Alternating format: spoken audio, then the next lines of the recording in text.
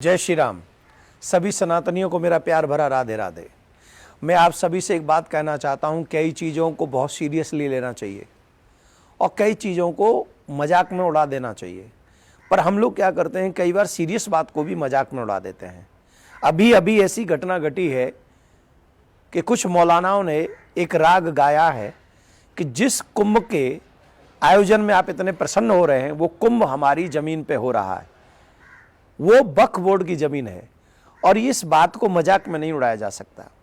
ये शायद गेज नापने की तैयारी है, देखते हैं कि ये बात बोलेंगे तो इसका रिएक्शन क्या होगा।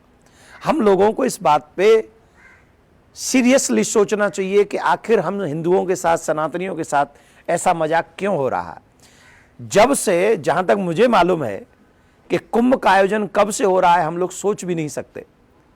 माघ मकर रतिमति जब होई, तीरथ पति आव सब कोई, देव दनुज किन्नर नर श्रेणी, सादर मज्जहि सकल त्रबेनी। देवता भी जहां मनुष्य बनकर आते हो कुंभ के समय में, वहां ये कह रहे हैं कल के जाए हुए बाल गोपाल कि ये जमीन जो है, ये भूमि जो है वक्फ बोर्ड की है।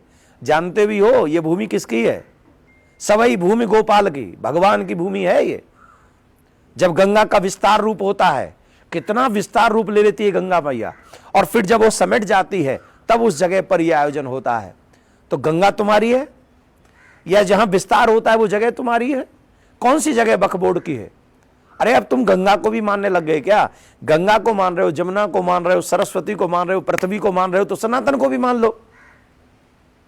आप अगर उस कुंभ में जाना चाहते हैं जहां पौराणिक कथाओं के माध्यम से हम लोग एक आध्यात्मिक एनर्जी को लेते हैं, तो आप वहां जाना चाहते हो, वो जगह अगर आपकी है, तो गंगा को मान रहे हो, कुंभ को मान रहे हो, सबको मान रहे हो, तो आ जाओ, सनातन को स्वीकार करो। फिर किसने मना किया है? और ये तो आप भी जानते हैं कि इनके पूर्वज भी पहले सनातनी रहे।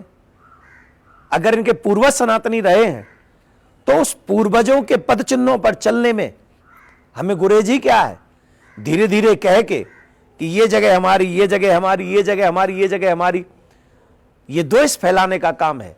और सनातनियों से मेरा निवेदन है, इसे सीरियस लेना चाहिए, इसे मजाक में नहीं उड़ाना चाहिए। और मैं सरकारों से भी निवेदन करूंगा कि सरकारें इस बात को सीरियस लें और उनसे पूछें कि आप ऐसा क्यों कह रहे हैं। क्योंकि आज ये कह रहे हैं, कल इसकी प्लान करेंगे, परसों दावा ठोक देंगे और हमारे पास राइट नहीं होंगे कि हम उनको जाके कोर्ट में जवाब दें। हम कोर्ट भी नहीं जा सकेंगे। ऐसा नियम, ऐसा कानून सरकार ने बनाया संविधान में।